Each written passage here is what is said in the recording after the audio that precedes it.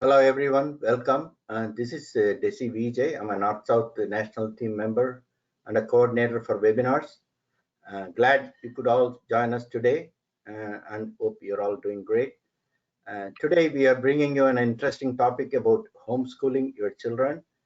We have here one of our own parents who have successfully done this for their two boys since elementary school. They are here to talk about their experience, provide some vital information, and also, most of all, answer your questions on this subject. I'm really glad that we are able to make this happen today, as we wanted to bring this to you way before the next school year starts. Welcome to yet another exciting webinar. Before we proceed, let me get the usual general housekeeping comments out of the way. This webinar is being recorded as we speak, and we will send you a link to all who have registered for this webinar in a day or two. Please also note that some of our past webinars are also available in our North-South YouTube channel. Please subscribe to the North-South channel and watch them. If you have any questions today you want to ask the panel, please type them out in your questions and chat tab. As I said, QA is the main feature of this session, so please ask away, but restrict to the topic on hand. I will collect them and ask the panel on your behalf in the order we receive them after the presentation is completed. Please be patient and please do not keep repeating the same questions over and over again. And also, we want to limit this session to an hour and a half. Even that, some people consider it to be long.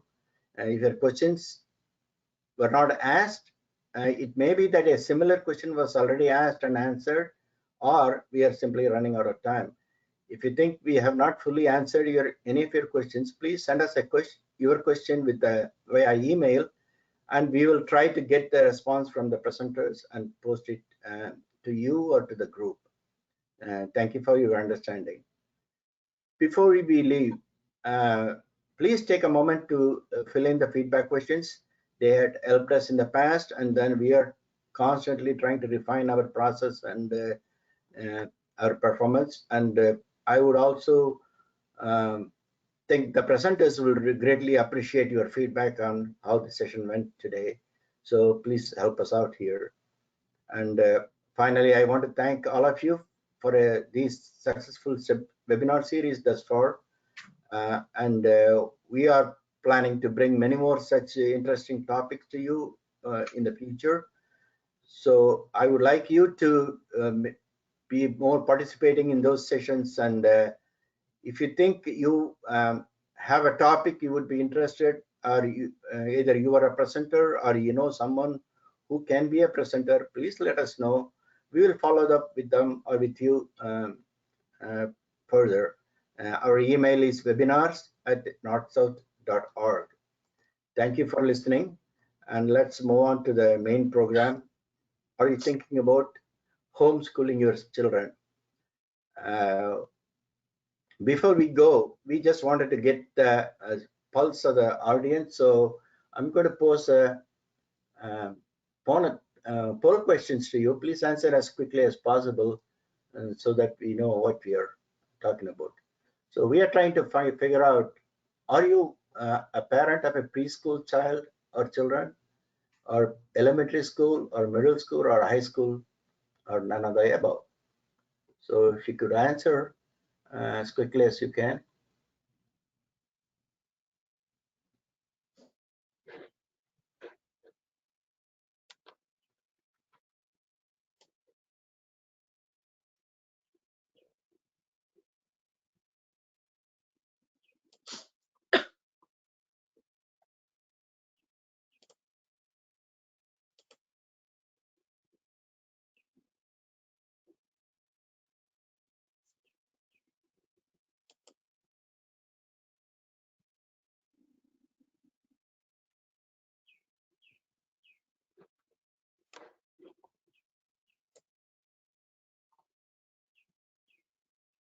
Thank you. I'm going to close this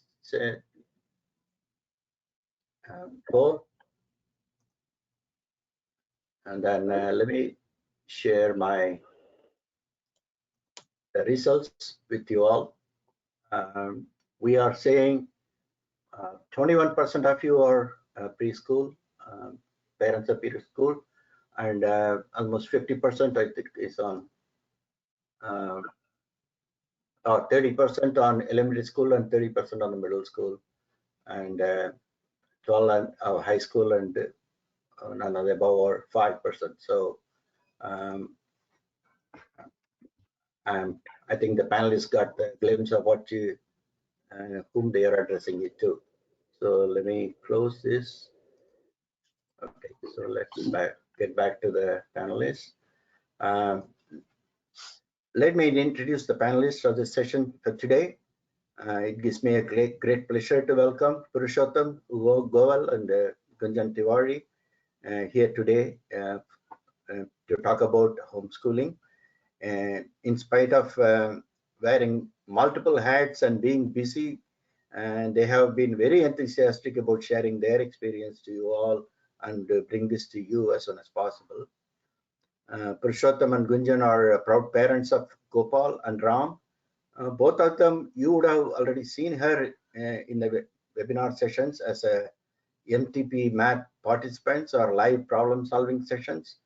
And both of them, they all live in Portland, Oregon. Though they feel that this is not relevant to the topic about them, let me introduce them as Purushottam as a principal engineer and a microprocessor architect at Intel, and his wife Gunjan is a software engineer. They both graduated from IIT Roorkee in India, but most of all, they are the devoted parents. Very really glad to have you both here to present this session. Please join me in welcoming both of them to our session. Here you are, Purushottam and Gunjan. Hi. So, am I audible? Yes, we can see you. And okay. And we're on live on with the webinar. Yes. Okay, yeah, great. We are recording. Yeah, already. Okay, great. Thank you to North-South Foundation for giving us this opportunity to share about homeschooling with everyone. We would like everybody to know about this and consider this as an option. And thanks for that kind introduction. So the agenda, basically, I don't have many slides, just one slide to, is there some background noise? Somebody could mute. Do participants are all muted? Yeah. Okay. So I don't have too many slides, but just I want to share some basic aspects about homeschooling. I know that homeschooling is not something that's very popular, but it is still quite popular, as you will see from what I share. And most of all, people don't know what to do. They've heard about it, but they're not very sure how to go about it. So I would like to share some basic aspects, and I would like to share some aspects of our personal journey of homeschooling. I want to keep all of that, if possible, to 30 minutes. Like Dasi Vijay was saying that this is a 90-minute webinar, and I want my thinking or my vision for this webinar is to devote most of the time to question answers. And please keep your questions coming, and I would like to share most of the information through Q&A. So a lot of the information could come out through that mechanism. Otherwise, there's just so much. If I have to keep talking, there's no way I can predict what is good to share and what is not, and what's useful, what's not. So depending on the audience, I will leave it to you to extract out that sort of information, or whatever you would like to hear, I would like to share. So I will start with some very basic points, and then we'll dive right into Q&A. And I'm hoping Dasi will be able to moderate the Q&A. if the questions come in too fast or too long, then I'll be a little challenged here. So keep your questions short, and like he said, if you can see previous participants' questions, then don't repeat them. And let's see how we can do this. So I will share my screen or my presentation. So I hope this is visible at this point. So yeah, this is the one slide I would like to focus on for a long time. And these are the questions I would like to start with. I'm sure many of you have a lot of these questions. Why should I homeschool my kids? And what's wrong, or what's the benefit of homeschooling? Why homeschool at all? Either something is wrong with your existing model, or you want to get some benefits more on top of what you're already getting from public school or private school. Is homeschooling scary? You don't know how to go about it perhaps, and what to do, and it's just like this whole big black hole that you don't know about. So many people don't pursue it for that reason. What about friends and social life? That's the number one question that comes up in homeschooling. And what are some of the benefits of homeschooling? That's the difference between this question and why should I homeschool, is that there's some background noise. Maybe everybody could mute, please. Thanks. So the difference is that why should I homeschool my kids? We want to share some key motivations to start homeschooling. These are some of the sort of the big reasons why you would want to homeschool. And then when you do homeschooling, what are some of the other benefits that you end up getting as part of it? And then, is it expensive? Does it, like, what would it cost? Any explicit or implicit costs? We can talk about that.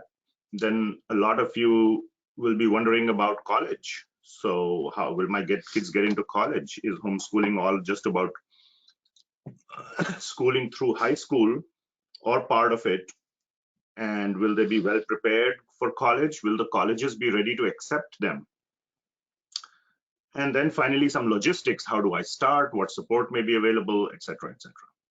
So we will talk about all these topics. So, and keep your questions coming, and I will we'll pick up a lot in the answers to the questions. So I'll share my thoughts on these questions, and my wife Gunjan here, feel free to jump in whenever you want. All right. So why homeschool my kids? Why should I homeschool? So really the number one reason, or the only reason to homeschool, is a highly customized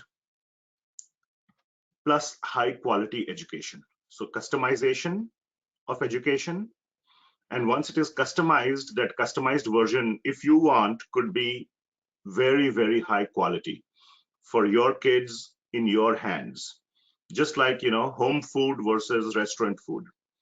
So everybody loves home food. It's made, what's in it, otherwise you don't know what's been put in it. So there can be various forms of customized, because every child is unique.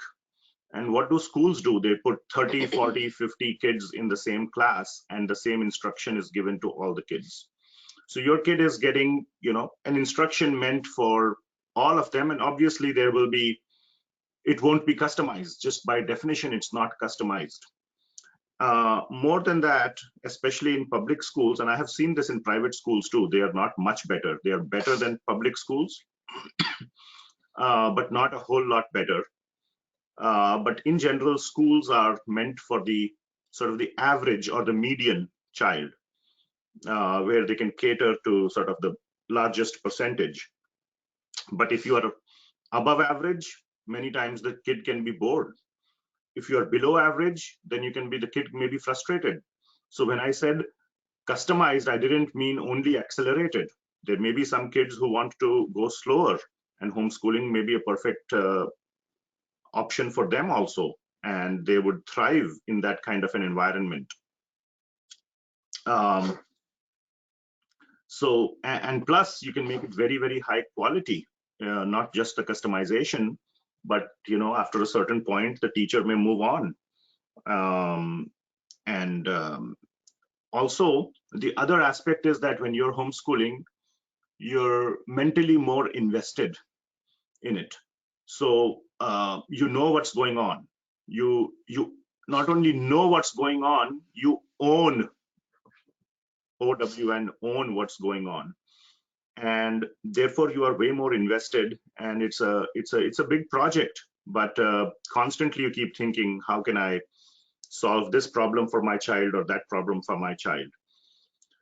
So I remember my kids, you used to, they attended elementary school till the younger one till first grade and the older one till third grade before we pulled them out. But when they would come back from school, I would ask them, what did you learn? They would pretty much shrug their shoulders and say, I don't know, I don't remember. I never got anything concrete from them, and I never sort of dug deeper as to what's going on. And at some point, it would bother me at the point when I would ask the question that they don't have any satisfactory answer. And then I would forget. So that was going on for too long. And then I came to know about homeschooling like this in a seminar, and I was just supremely influenced by it. And we started homeschooling from the very next school year. Another very, very important thing that at least we took as a reason for homeschooling was stronger bonding with the children. The kids will be with you, and a very, very strong bond, rather than just maybe after they're coming in tired and home from school and then doing their homework and living a sort of a little bit of a separate life, could create a much more stronger bonding with your children. Some people will see this as a benefit of homeschooling, that once they start homeschooling, they will see this. They may not start for this reason, but this could arise as a benefit that you realize later. And then finally, at least in America, and homeschooling is very prevalent in America primarily, and also in Europe, and probably not at all in India. Another very important reason why people begin to homeschool is that they have a strong religious angle.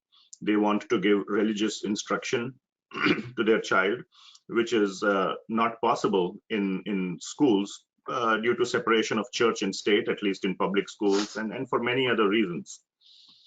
And this is a big topic of debate, but if you're homeschooling, then everything is in your hands, and then you can do that. If people are interested, we can talk about it if you want. In our case, we did have a very strong religious angle to our homeschooling as well, but that's not probably for everyone.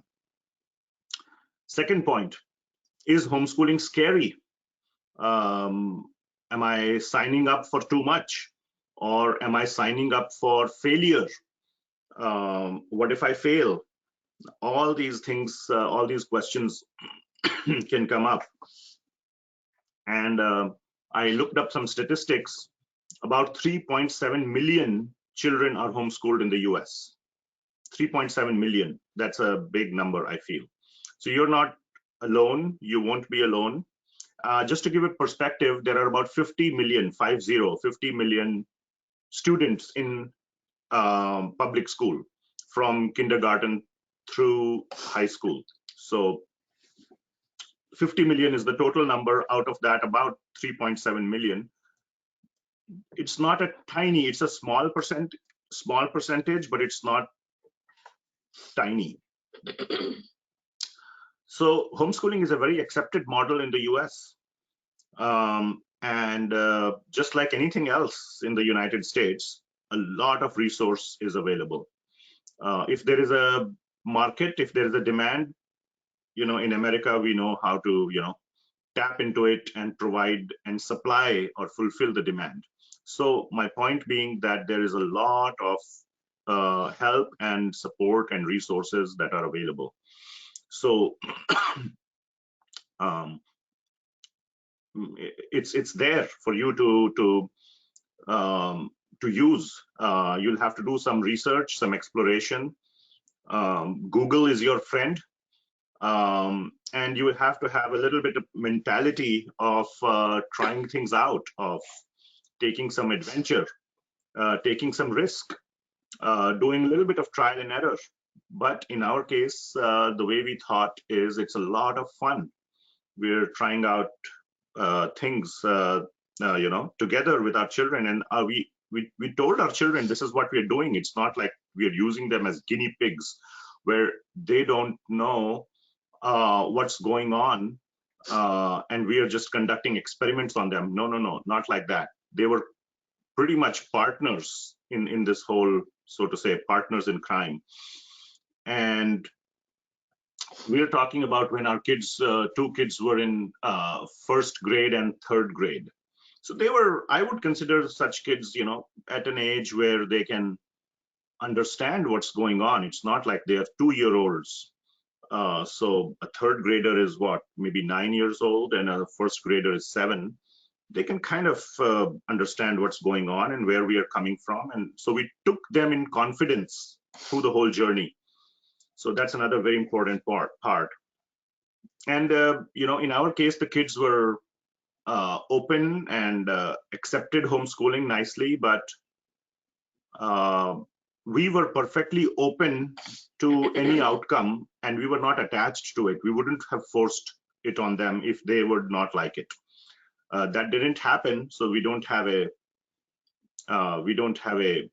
experience of that outcome. But I'm pretty sure in my mind, I wasn't very attached to it. I would have gone back to public school if needed.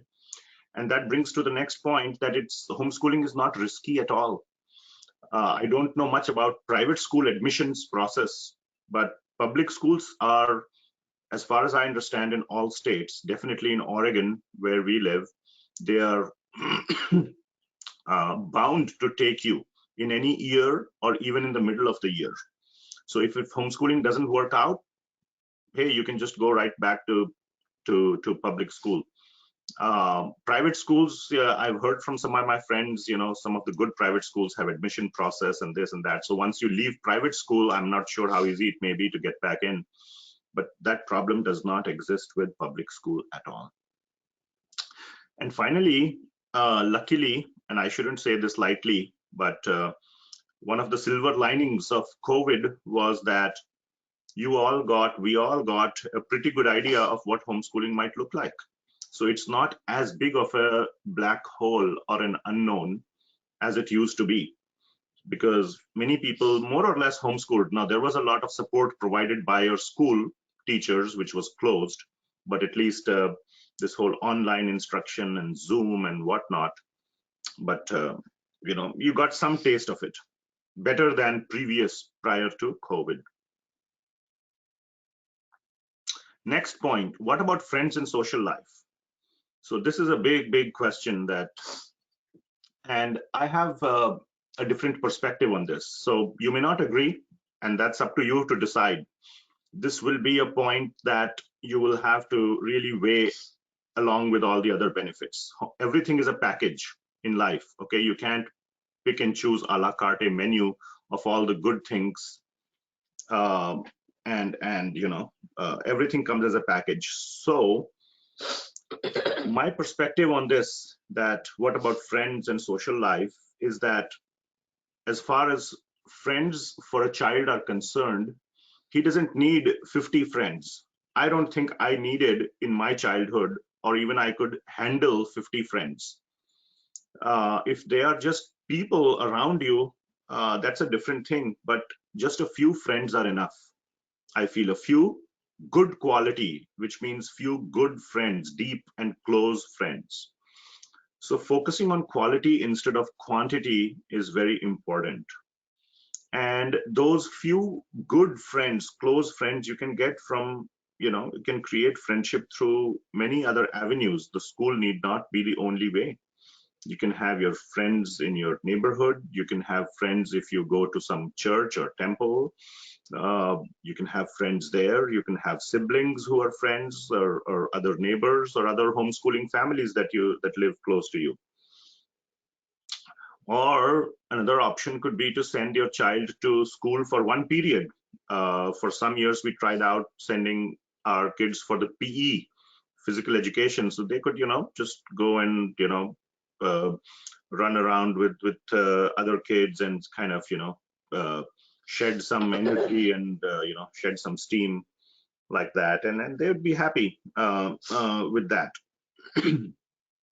You can also take your kids to some outside activities, to some gym or some, tennis lessons or whatever that may be, soccer, etc. Or swimming, taekwondo, etc. And then they could develop some friendship there. So my point is that focusing on quality over quantity and looking for friends and avenues outside, not considering school as the only source. And finally, a very important point is social interaction with adults is also very valuable and very important. There is definitely value in having friendship with your own age kids, but it does not mean that you can't have friendship with other adults.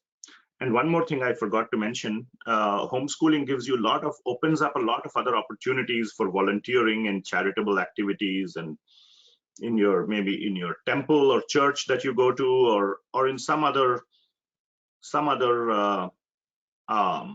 places, some other these volunteering or welfare organizations where the model is not that the school children come because their timings of work clash with schools, but you wouldn't have that restriction because you're homeschooling, and you could go and participate in those. So homeschooling does not mean, this is a very, very important point, homeschooling does not mean your child is in the home all the time. That's not what it means. The child would go out a lot, but just not to the regular school. And whenever he's going out and doing various things or for various reasons is all a part of homeschooling. Even the schools take the kids out for field trips and this and that, but because they're always, strapped on resources, they don't do it as often as it should happen. But as individual parents, you can do that every day. So that's about friends and social life. So I see already some questions coming in on social interaction and all. I'm not going to answer those questions all over again. From now on, if you have more specific questions based on what I have said about social interactions of friends, please ask that. I can see, for example, a question, what about social interactions? I'll assume I have already answered that. Or how do you plan to, how should the kids be, will they lose their friends? So all these questions on, generic questions on friends and social interactions, I will assume I have answered. Next one, what are some of the benefits of homeschooling? What you might realize that you will get once you start it. So sort of not the top motivating reasons to start homeschooling, but what you will realize that, wow, this wasn't as bad as I thought, and I'm pretty happy with it. By the way, every single year, we would ask our kids, do you want to go back to public school?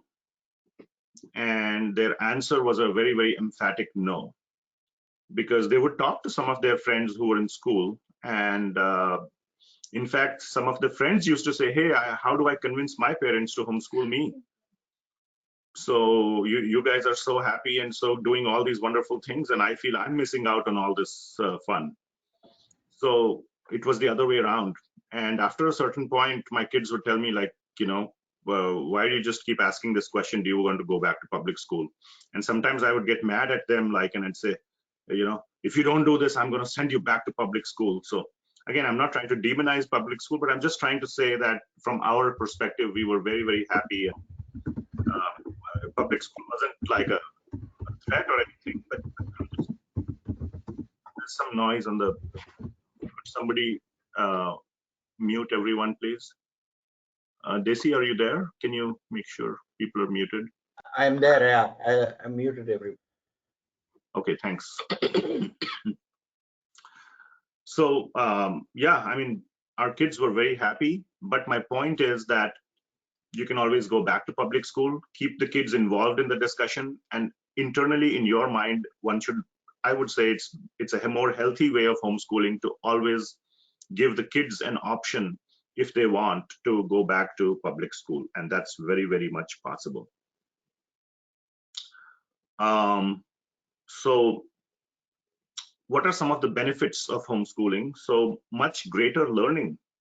A lot more can get done in the same amount of time compared to public school, because public school is trying to cater to a larger mass of students. So, you know, it's like taking public transport versus driving your own car.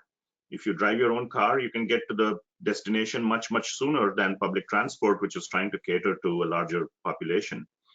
So just the fact that it is customized makes it faster and makes it obviously higher quality, and you can get a lot more done, a lot more.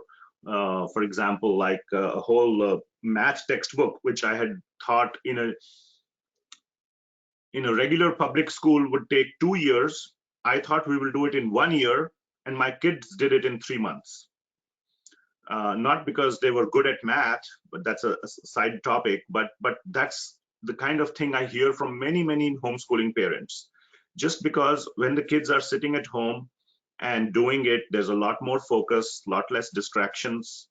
And once they are in the zone, once they begin to do, I would see that, you know, they would spend 4 hours straight with that focus. There's no like mandatory ending period. The period has ended. Now you have to switch from math to English. So that whole chain breaks.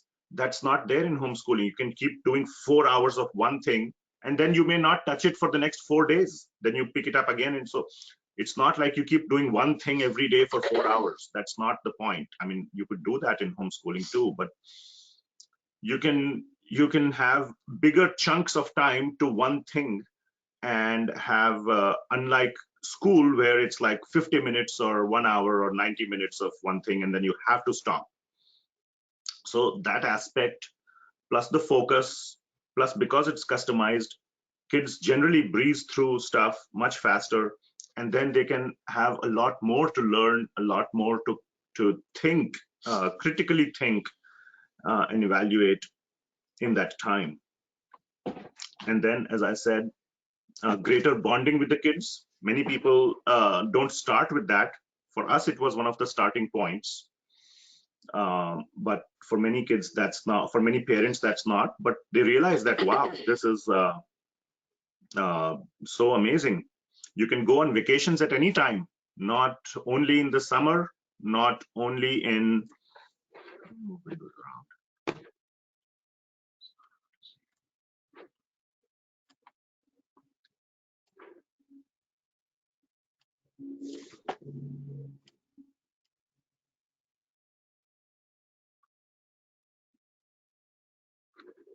One second. Not able to hear you. No, I'm not speaking. Hold on. Oh, okay. Okay.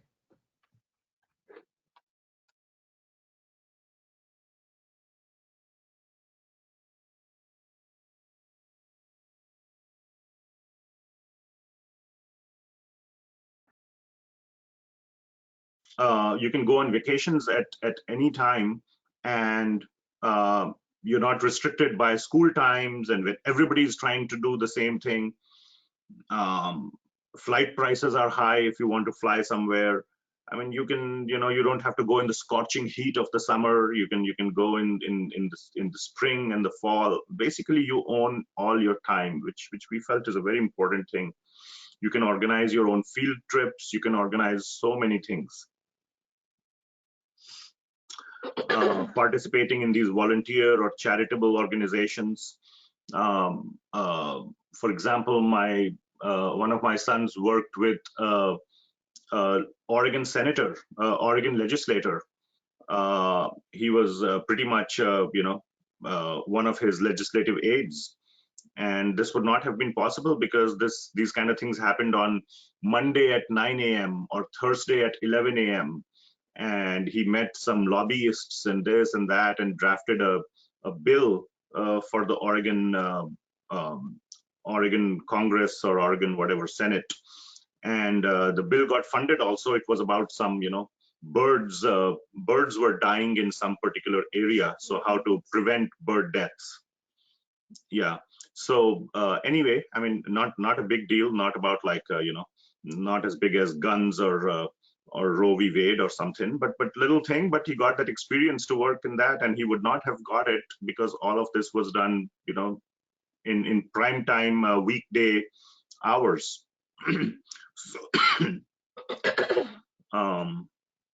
So yeah, these are some of the benefits. Is it expensive? Well, depends. It's like asking the same question, is buying car expensive? You can buy a Honda Civic, or you can buy a Rolls Royce or a Ferrari, and everything in between, Mercedes and Teslas and whatnot. So depends on what you want and what you are willing to put in.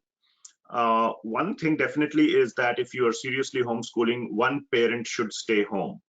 Not stay home as work from home, but stay home with the child, not working on anything else. So that would be highly, highly recommended. So if that means losing the pay of one parent, then that's a big price to pay. And that's a question we had ourselves, because both of us were working before we decided to homeschool.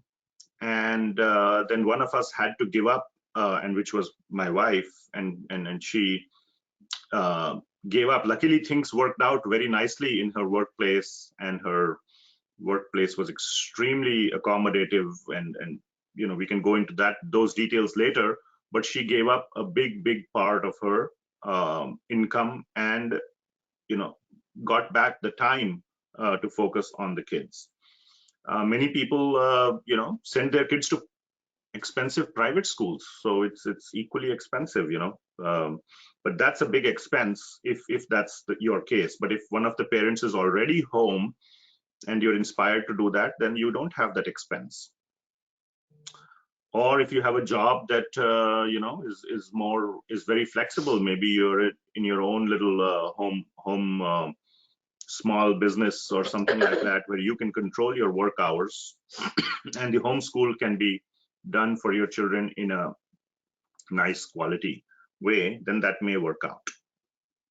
And then some resources that you want to use for homeschooling may be paid resources. Not everything may be free. So that may cost money also. And then depends on how, how much you want to do. You want to go on field trips, you want to go to, I don't know, maybe the NASA Houston Space Center or the Kennedy Space Center in Florida, or visit those places, maybe visit national parks, visit the American Museum of Natural History in New York, or whatever. Those trips may be expensive, but that's if you want to do that. I have not seen any public school kids or even private school kids take these expensive trips for this sort of very, very deep kind of learning. So, you can add that if you want. Then, will my kids get into college? Well, I don't know about will your kids get into college or not, but what I can say is that homeschooling will not be the reason to prevent you from your kids getting into college. If you've done sincere and serious homeschooling, you are almost guaranteed to get the result what you wanted. Some people homeschool their child to learn the Bible and nothing else, let's say. Then they might, they will learn the Bible. They might not get into a college which doesn't respect or doesn't, is not oriented. Now, there are a lot of Christian universities, they may like that, but all I'm trying to say is if you're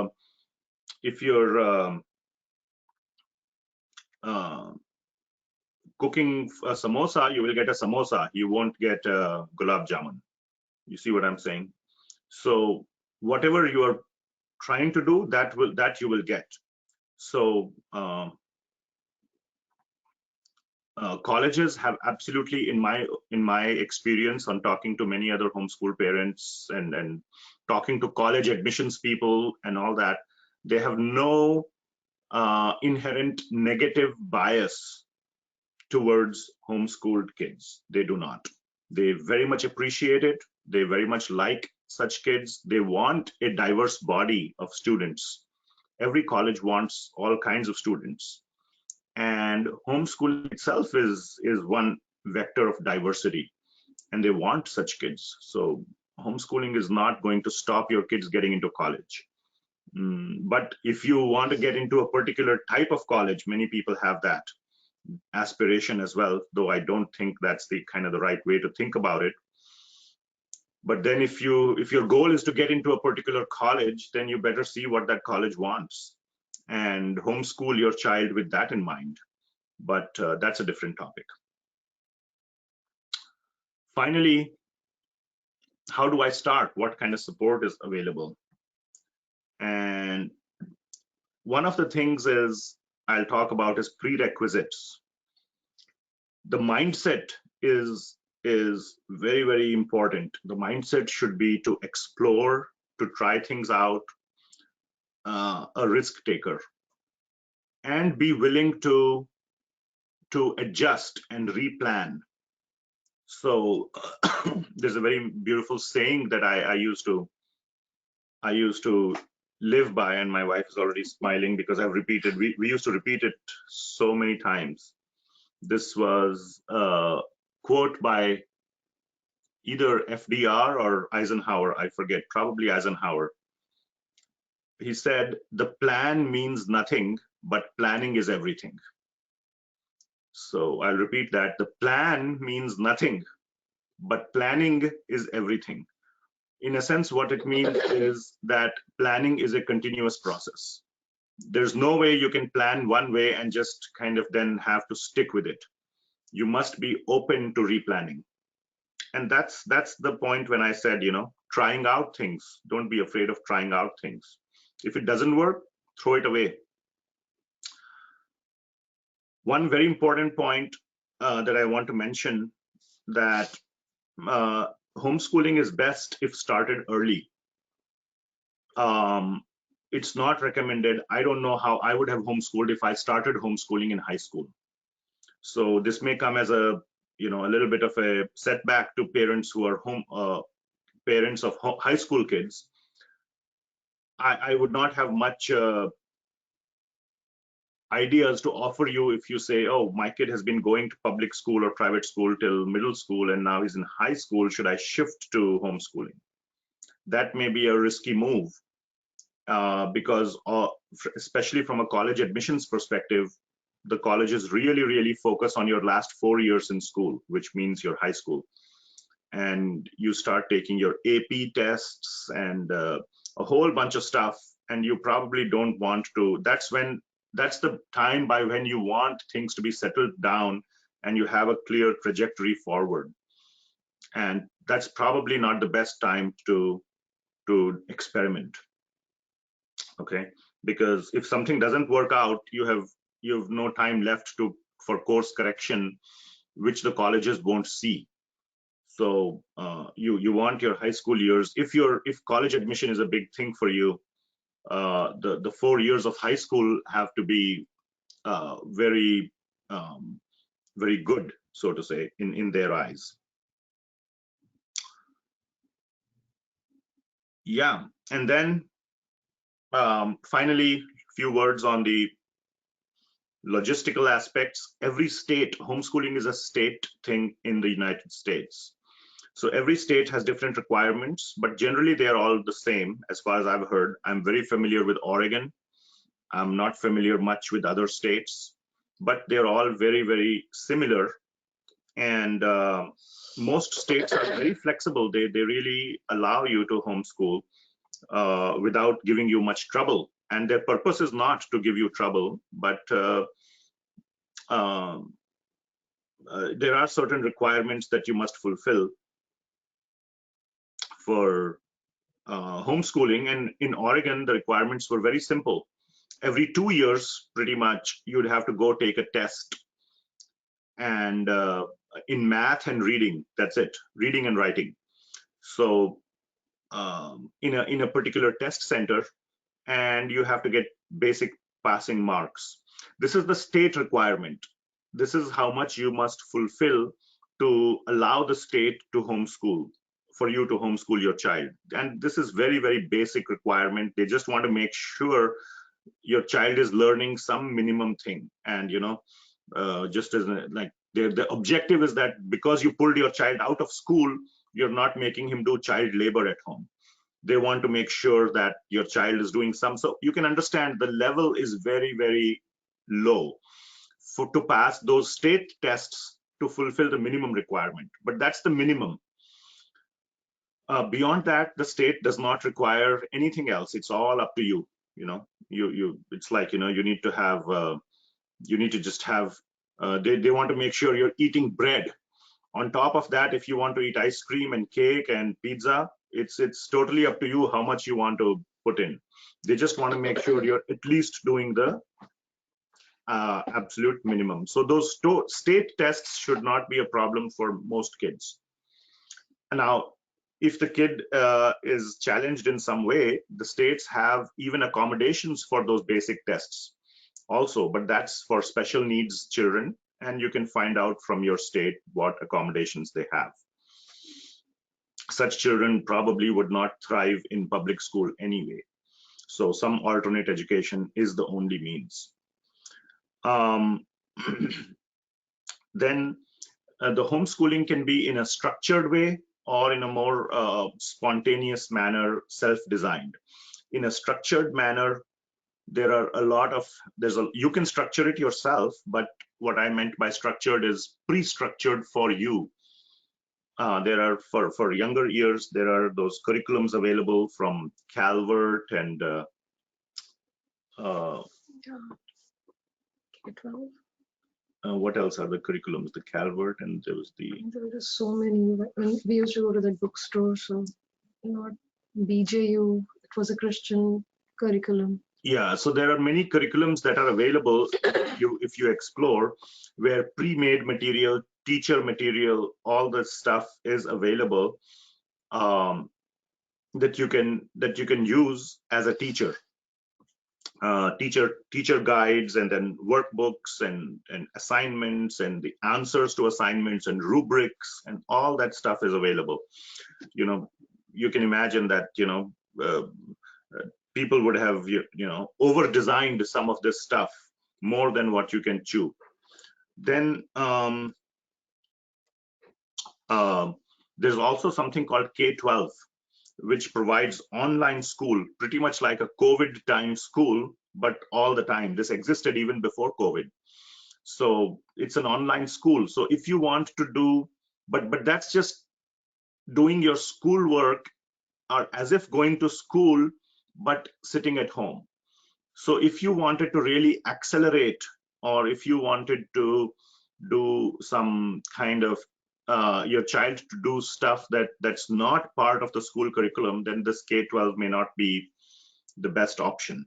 Now, they do allow you to go at a different pace. They allow you to kind of, you know, go faster, and you can gain time. But yeah, it's for you to explore and try out. Homeschoolers can take AP tests very easily. That's not a problem. You can prepare Khan Academy. Recently, when our kids were going through high school, it was just beginning, but now Khan Academy has very good curriculum, very good resources on all AP programs, and in partnership with College Board. So your kids, and APs is a big thing for college parents or for college high school students. I mean, from a college admissions perspective, how many APs have you done, and how many 5s did you get, and so on. So homeschool kids can easily, you know, demonstrate that things. Now, kids in homeschooled in high school often take community college classes or other college classes. Every city has a college or a university, and they have means to for a high school child to come and sit in their classes or attend classes, enroll for classes, find out from your what do you say, local university or college, how they can allow that. You may have to pay some audit fees or something like that. So that's another expense, but that's something that you can try out. And the kids could do more advanced topics by going to college classes or community college. Community college definitely allows homeschool high school kids to attend. That's in fact one of their charters, to attend, to cater to the high school students. So our kids did several community college classes. Okay, so that's the kind of stuff I wanted to cover. I thought I'll do 30 minutes, but I already took like 45 minutes. Anything you want to add, or? Let's take questions, like a lot of questions. So yeah, we have so many questions. Yeah. You want me to post it to you, or you can read it yourself? I can read myself. Okay, go ahead and pick the right ones you want to answer. Yeah. So we are in the Q&A format. You're welcome to contact us. I've thrown up our contact information on the screen sharing. So, you know, we like to, you know, help others share information. So responses may not be super quick, but we will try to respond. We can do some group sessions. And We can club people and do yeah, and we can do some group sessions if you want and things like that. But yeah, organizing those things take time, and we'll see how we can help. But here's our contact information. Okay. So the very first question is about social aspect and friends. I don't know how to. Is there, Dasi, is there a way to like make it bigger, like those font size, or kind of zoom into the? It's okay. Fine, go ahead.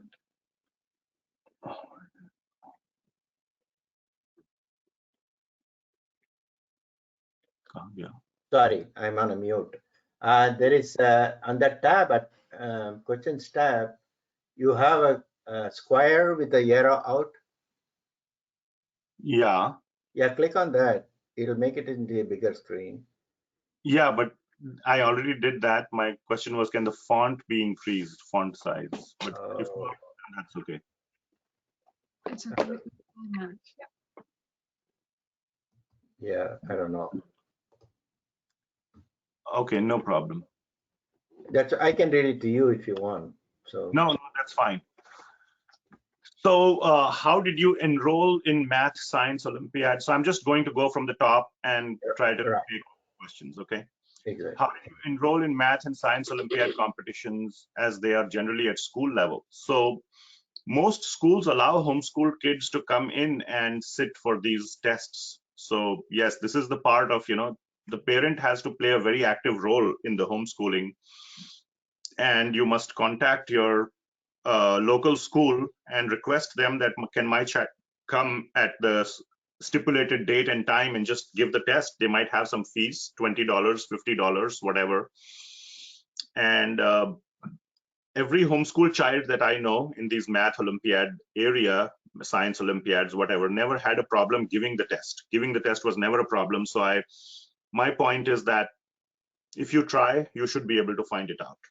A particular test center or a school which will allow you. It might require some struggle, but it should not be, it is not impossible.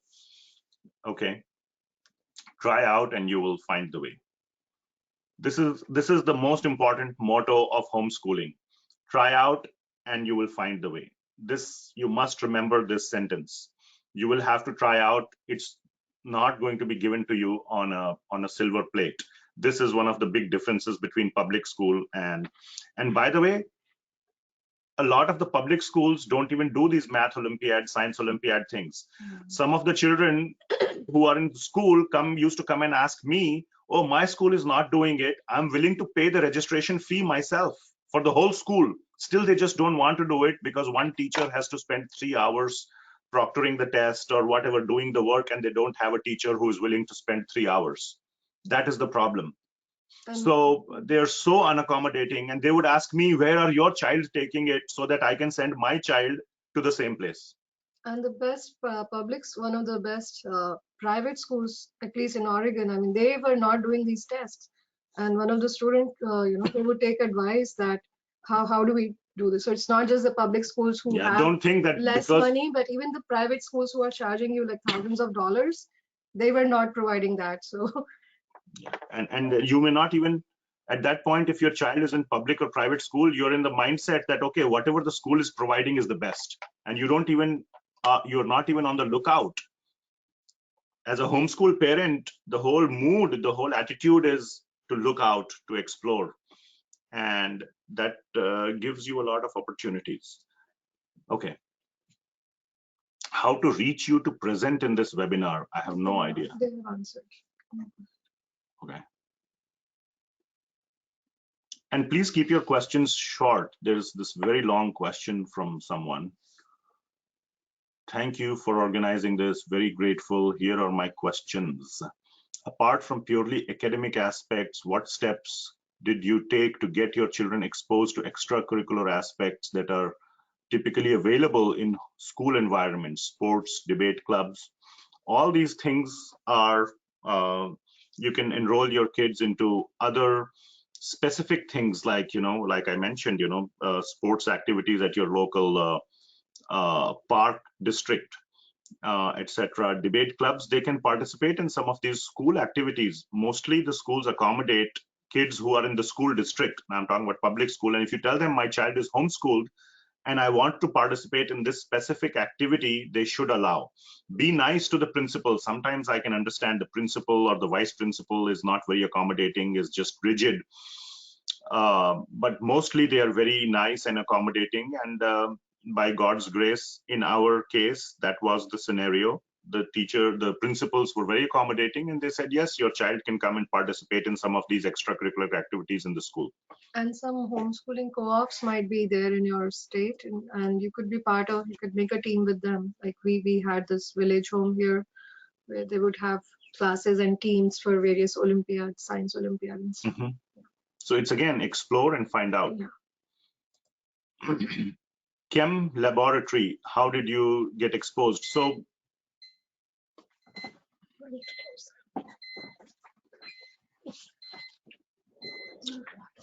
So chemistry laboratory, there is a very nice, I created my own physics laboratory at my home. I like physics. So I have my personal laboratory to teach my kids physics. I have bought a whole bunch of stuff. Spent a lot of money in that, but that was because I was interested. And for chemistry, there's our kids did a online course, and they sent a box with all the lab equipment and with full instructions and lab manual, and they would follow that. And they did a lot of those experiments at home. So those options are available. Another question about, I'm very concerned about social life and friends. And when I switch to homeschooling, could you please share? I've already done that.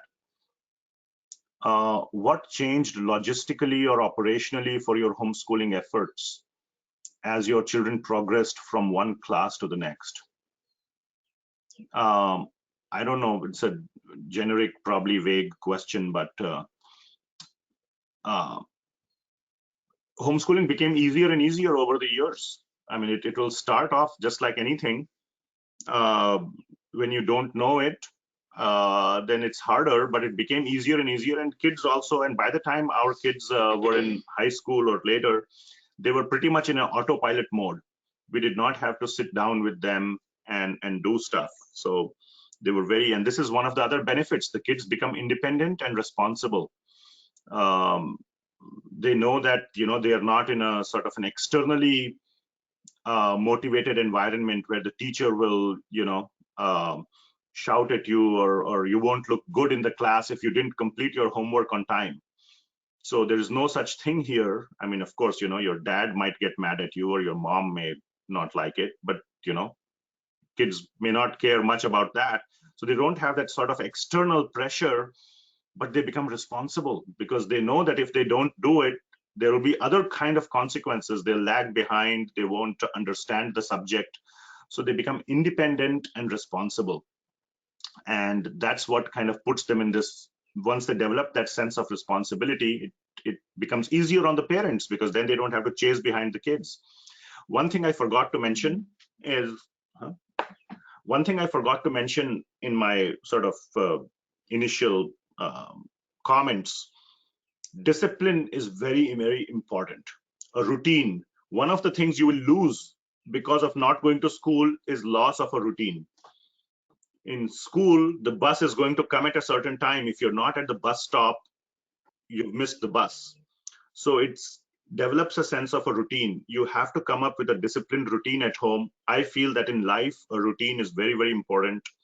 So you have to come up with a routine at your home that, you have to be, hey kids, you have to be at the breakfast table at this time, and, set up a routine. Don't compromise on that. So that's very important. I wanted to add about planning, yearly planning and monthly planning and weekly, and the kids being we used to part of that. Yeah, we used to create when I said, planning is everything. We used to create written down plans, annual plan, like these are the high level things we want to do in this year. And then a weekly plan, a monthly plan. This month we want to do this week. So we can talk about more details, but written down plans that, and we would print out copies of that plan and give it to the kids, and they would start checking off stuff on that. What motivated you to go for homeschooling? I've already shared that. You both are very good from a career background. Okay, thanks. Why did you choose homeschooling for your kids? I think I already shared that. I don't get the sense of the question. Does it mean that if we are not having a good career background, only then we should do homeschooling? I didn't understand. Will kids miss social interaction? I've already answered that.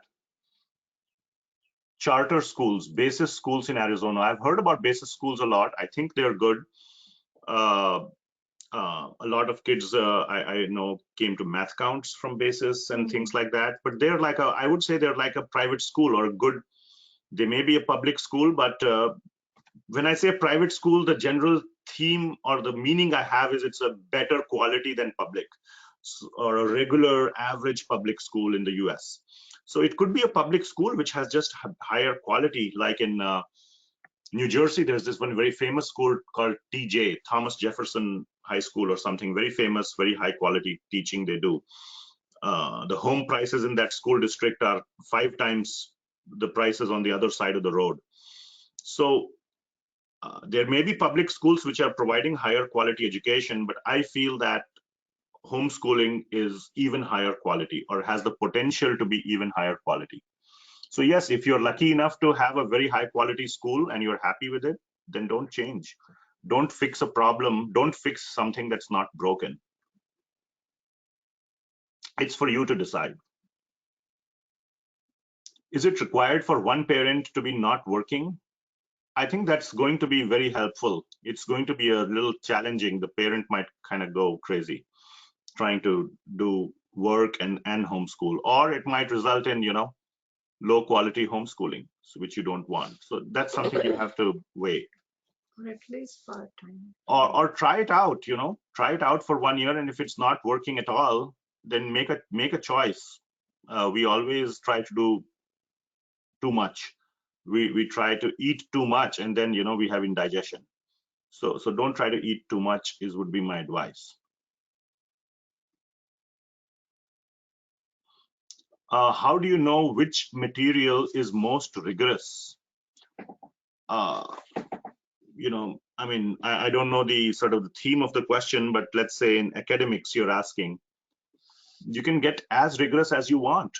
And you have to see where the child is being challenged enough, but is not breaking down. So just throwing the most rigorous thing on the child may not be the best strategy. It has to be at the level or slightly above the level of the child. So this is where that whole trial error thing becomes very important. I mean, if you're looking for the most challenging, rigorous stuff, there is this thing called the MIT OCW, Open Courseware. So MIT, for example, publishes all their things, their lectures, their class notes, problem sets, homeworks, solutions on the website for all departments. Many of them, so much is available, and I would say that's pretty rigorous. I mean, that's probably at the top, level of rigor that you can find, and then you can find everything from in between, So how do you know which material is most rigorous? I've given you the most rigorous. Okay, I've answered that question. If your question was what is most rigorous or rigorous enough for my child, that's something you have to see. So I gave you and we can have more individual group sessions or something where we can talk about it. But AP courses are pretty rigorous, I would say, for most kids. And Khan Academy has a very good curriculum for all AP courses. And the whole College Board website about AP courses is very nicely organized. They have all last 20 years of question papers, and spend some time. Google is your friend. Look out, talk to other people, and the resources are there. And you might have to try a little bit. You looked at the Stanford online high school, what they used to teach, TJ, what they used to teach. So make your own. Get the ideas from the best schools. Yeah. Curriculum and make it. Yeah, look at various schools' websites. Many schools publish, not just like MIT. OCW is very famous because they were sort of the pioneers in this sort of opening up their courseware. That's why it's called OCW, Open Courseware. Many other schools have their details also on their websites. This is what we are teaching in our 9th grade or 10th grade, and you can get ideas from there. And edX and Coursera are also very good options. Summer camps would expose you to various things. Send them to something in that area.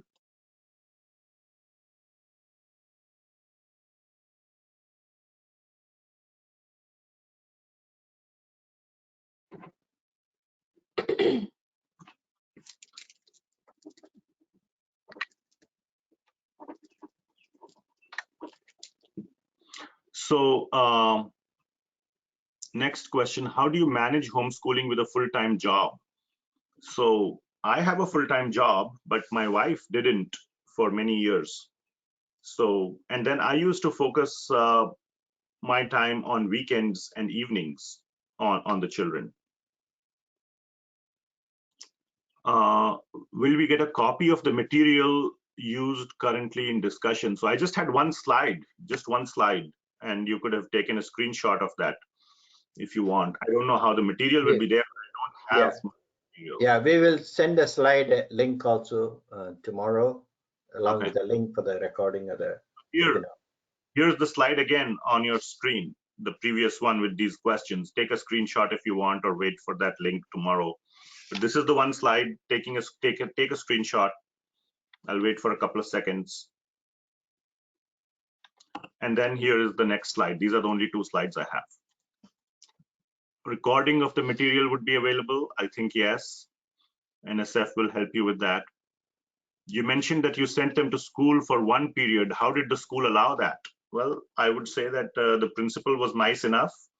You be nice to them, be very polite, explain them your situation. Don't demand it, request it, and it should work out. That's all I can say.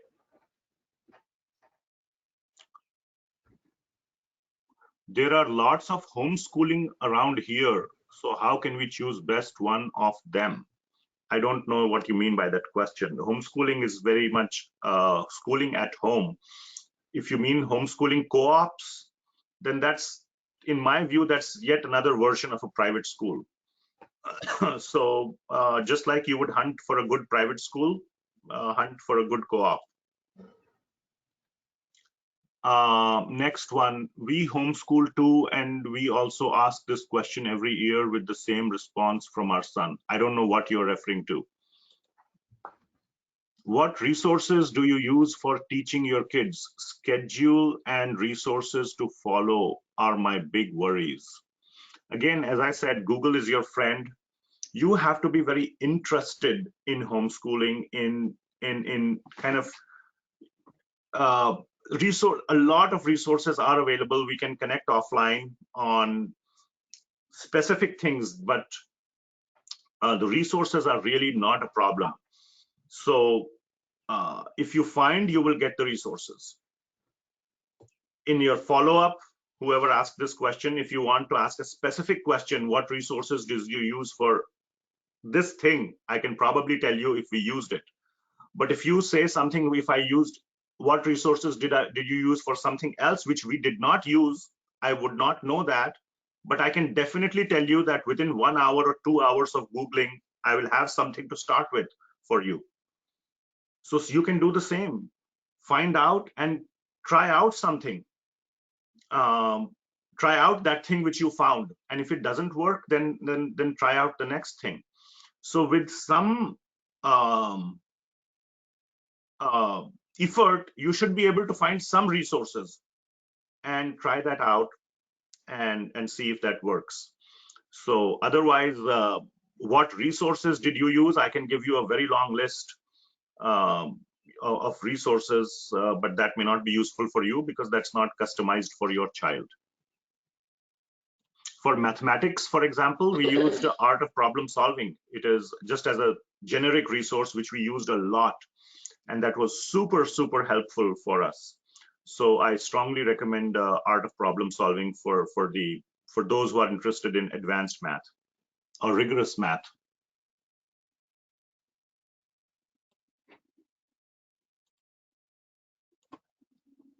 Homeschooling is different from Montessori. If parents are not knowledgeable to guide, what do you do?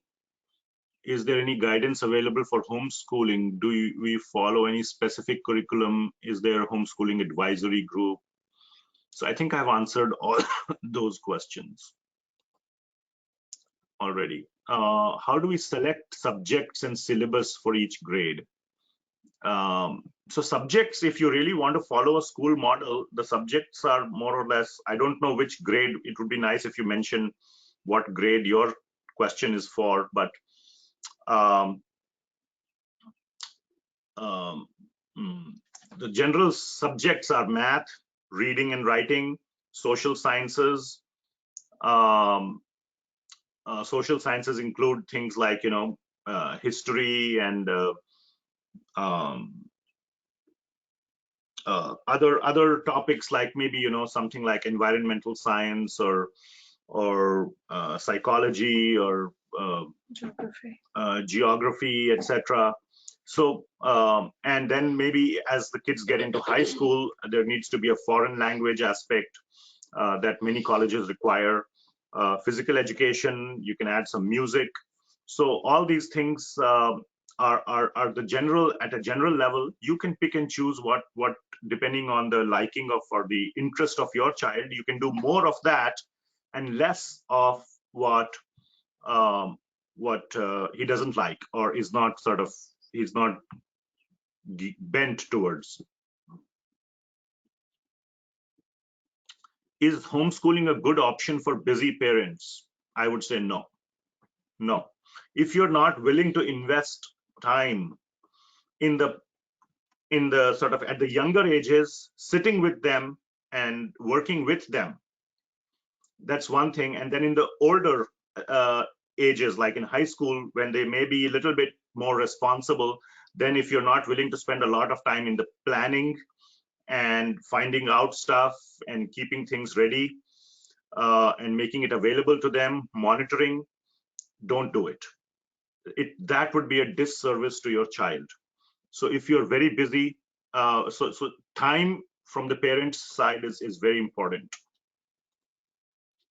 Don't just homeschool them, like pull them out of school and leave them in the dark. If it may work for some child, okay, great, I don't have to deal with school anymore, I'll just sit at home and just grind through stuff that I love to grind through. It may work out.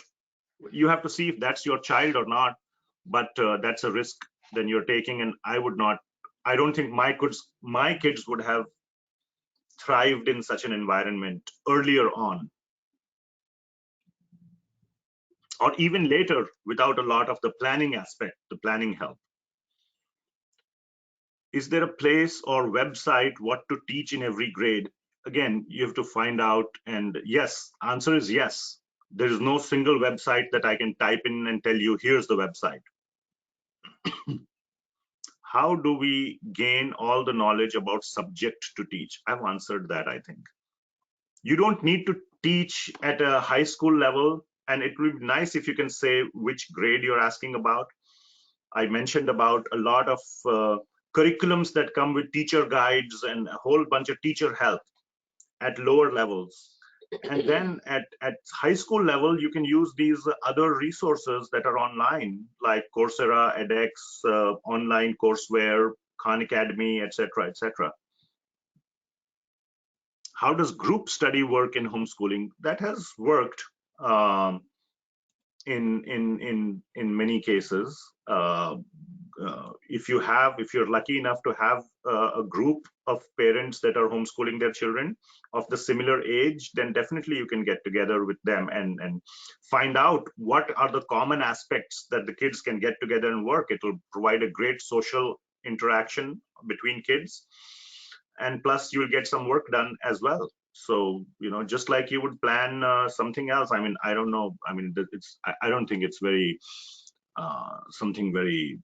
It's not a rocket science to figure that out.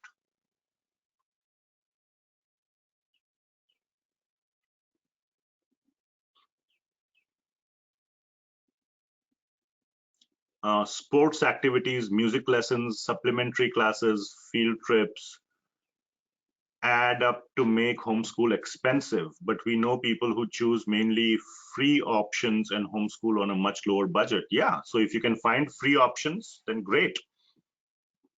Many people like to buy books, for example, but there are kids who thrive on the library.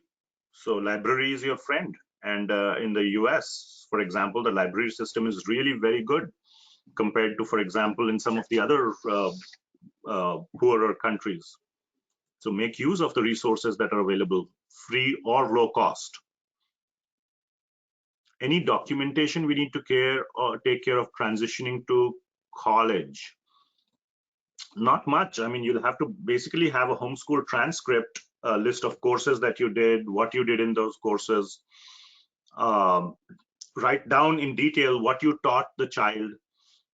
And one thing for colleges is very important is they do want to see the external evaluation. What they call it as mommy grades. So if you've done a course, let's say, whatever, English literature, short stories, and you gave an A, they don't like that very much. If you have taken an AP in English literature and you got a 5, they value that. So try to get external endorsement of your learning to show to the colleges, wherever, in whatever way you can, something that is external. Don't think that you will be able to convince them that my child is very good just because I say so. That they will not like. So I would say 3 out of your 4 high school years, focus on the real learning and getting the external endorsement or external proof of how good your learning has been. Last year, 12th grade, before you apply to colleges, then it'd be a matter of collecting all that up and putting it up in a package and sending it to the colleges. That's the easy part. If you haven't done the hard part, which is to collect all that, which happens very slowly and gradually, you can't magically come up with a nice looking package. So focus on the content, not on the presentation. I always tell people, focus on the real content. If the real content is good, and even if the presentation is mediocre, it will still be very good. People really do focus on the content. You know, the sales and marketing techniques go only so much.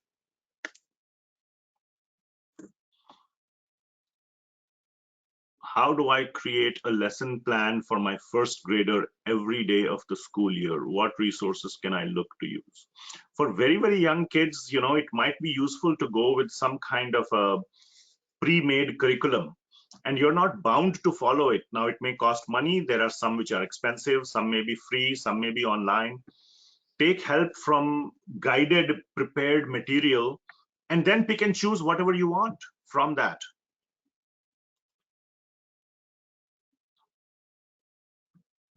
I'm just trying to see how many more questions are here.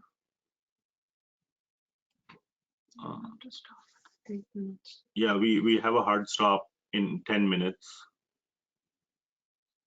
So there are a lot of questions, and I don't think we'll be able to get through all of them.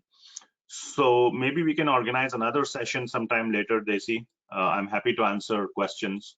So I'll keep plowing through these questions in the order to be fair. And yeah, then you go through the questions as you see. Rest of the questions, I'll just email it to you. If you want, you can respond, and then we can post it. Okay. Tomorrow. Yeah. So is there a way I can post answers to these questions?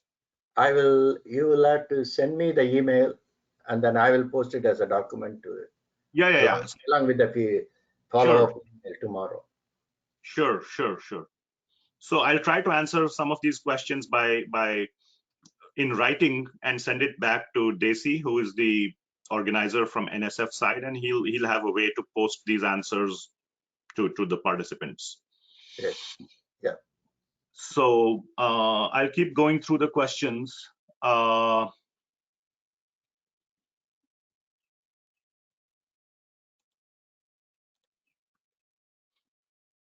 I have 2 kids, and I wonder how to optimize the experience if both of them should homeschool. One is 3 and the other is 7. So you'll have to, once you do it for the 7-year-old child, when the 3-year-old becomes 7-year-old, things will become easy. Just like, maybe, toys or clothes, sometimes, the younger kids reuses the toys or clothes of the older one. So in the same way, all the planning work that you've done for the older one can be reused for the younger one if it was successful or if you liked it. But basically, you'll have to do different things for your 2 different kids if you want to homeschool both of them. It may be more work for you, and they're not too far apart. I mean, 4 years, I don't know if it's a big gap or a small gap. Our kids were 2 years apart, so that was much better. They were doing they could get along. They were each other's friend, for that matter. So it could be a fun experience homeschooling your 3 and 7-year-old. Which curriculum did you guys use for your children? We did not use any curriculum. I designed the whole curriculum myself. I handpicked. I was very interested in this project. If you ask me, in hindsight, now that both my kids one is in college and one is going to go to college this starting the fall of 2022. If you were to ask me, I would definitely hands down redo it again. So I absolutely loved the experience, but that was just my experience. Yes, there were all those days of, sometimes of crying and, oh my God, what did I get myself into? There were all those days, but all said and done, it was one of the best things we did in our life. Would you say that? So, is it possible to keep the child away from distractions like internet? Please share your experience on this. Well, I'm a little bit of a conservative and orthodox person. The day we started schooling, before that, I had a Xbox for my kids and a Wii. The Wii had just come out at that time, so you can kind of realize the time frame I'm talking about. I took all of it and packed it up and put it somewhere. And as of date, it's still there in the same packing. It's not out. No cable, no TV. We didn't have any of that stuff. Now we did have a DVD player, and I would highly control the amount of time the kids use to see TV, or not TV. I mean, some educational videos and all. It's not like I would bring discs. There was no YouTube at that, or there was YouTube, but whatever. But I wouldn't just bring Blu-ray or DVD discs from the library and just say, okay, you can see whatever you want whenever you want. So I feel that in the younger ages, all these things are a big distraction. And 20 or 30 years ago, we didn't grow up with these things, and we came out just fine. So thinking that our kids will be something less if they don't play video games or don't spend time on Facebook, then they will turn out to be something less. I don't, unfortunately or fortunately, I do not subscribe to that thought. What is your suggestion on having a home teacher, like an external tutor? I don't know. I don't have anything to say about that. How to maintain the schedule and discipline at home? Well, you have to be sometimes a little bit hard-hearted. You have to be willing to discipline your child. So depends on the chemistry between you and your child. And if it gets too hard, and if you just cannot do it, then maybe homeschooling may not be the right option. But disciplining the child with compassion, I'm not saying by being mean, but compassionately disciplining the child definitely is a component. How do you bring up structure and discipline during the day? I think I've already answered that.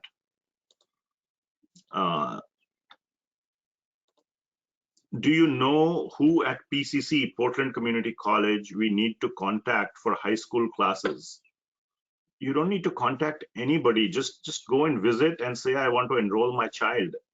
Try it out. I don't think because you're asking this question, you have not tried it yet. Go visit them, go visit their website at least, make a phone call, and you will get your answers. Earlier, they used to have restrictions about on younger students, but now they have removed it. So anybody can take the class. Earlier, we had to go through a long process to get our children enrolled, but it's no more there. It's the easier process now. The process exists. You have to find it out. Can children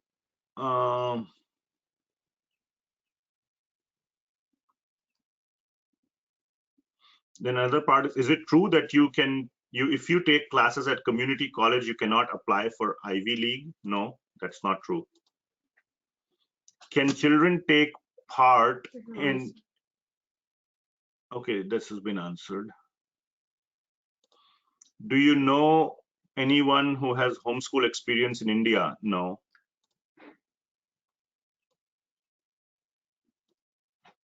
How did you discipline everyday schedule? So, you have to set rules, and you have to follow the rules yourself as parents. So children kind of are like, they follow the example set by parents. So you set a schedule for the whole family, not just for the kids. And the whole family follows the schedule. It's a group thing. The whole homeschooling is a way of life in the family. Treat it like that, and have a time when everybody gets up, gets ready. Everybody has a different role. Maybe the mom could, or the dad. I'll just say dad cooks the breakfast and mom starts her work office. In some cases, it may be the opposite. The kids get ready and get on the breakfast table, and then get out their books, and then whoever is the parent sits with them on the table and starts the the work, whatever has been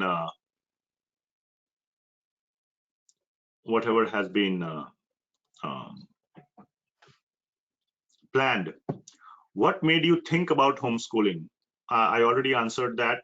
Customized and high quality education for my kids. That was the one thing. And then bonding with the kids.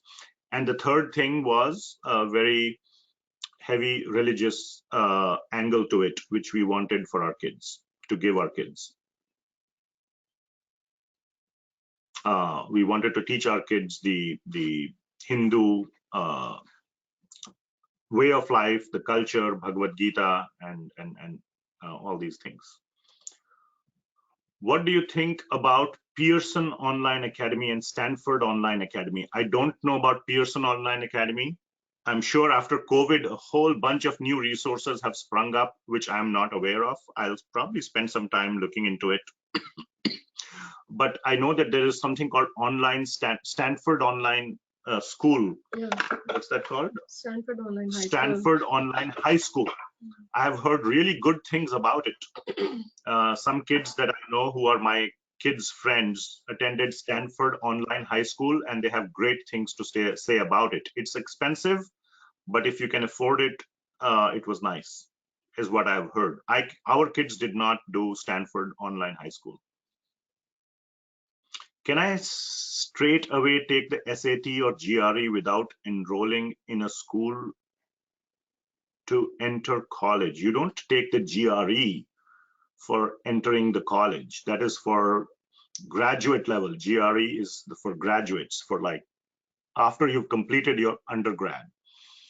SAT, you can take at any time, but and you can apply to enter college at any time, but you need, if you're targeting a particular college, you need to show that your kid is ready to attend college through various a whole lot of means. What was the main reason in your case for homeschooling your kids? I've answered that. When raising preschool aged kids, being fluent in mother tongue, how to introduce them to English? Others didn't understand the accent of the kid if we teach English. Yeah, so, you know, now interacting with other kids definitely helps in picking up the accent, and it's important, I feel. But you can try to pick up that accent and talk to the kids in that way. Or you can find ways for your kids to interact with other kids in some way. Or you know, one thing could be that for 1 or 2 initial years in first or second grade, you send your child to school, and then you start homeschooling from that time, so that some of these basic things are covered. Yeah. Yeah, we have hit the 90-minute mark already, Purushottam. So if you want to keep going, that's fine. No, I think we'll stop here. Okay. And that number of participants are also dwindling. Yeah. So I will send you rest of the questions, and whatever you think you have not answered, you can answer and then send it to me, probably by early tomorrow, so I can include it along with the feedback or the follow-up email I send a day after. Or if you want, I can hold it for a day or so, depending on what you say. You may need to send me this PowerPoint presentation also, a copy, email me so that I will include it in my follow-up email. Yeah, I'm not sure if I can promise to send the answers by. That's fine. That's fine. Whatever you can send it to me. I can send it the emails to the attendees later once I get it from you. So it's not a hard thing I need by today. But the presentation, that slides, you just send it to me today. So I will include it along with the link, and then I will provide you the link later, recording. Okay. Yeah, sounds good. Okay. So thank you, Purushottam Kunjam, for your time. Thank you, everyone, for joining us and then sharing the experience. And also, thank you for your time. And I hope you found it interesting and informative. And in spite of their busy schedule, Purushottam Kunjam devoted such time and energy for us. We are really thankful to them. we'll be taking a break with the webinars this summer, and also because of the national contest. And we'll join back sometime in the fall, starting from August 28th, where we are going to talk about Gen Z kids assimilating in this country. Please watch for our announcements and register and attend. Before you leave, fill in and submit the feedback questions, and hope to see you all back here during the next session. And thank you, Purushottam and Kunjan, for your time and efforts. And bye for now. Okay, thank you. Thank you. I'll end the session. Okay, so Thanks. thank you.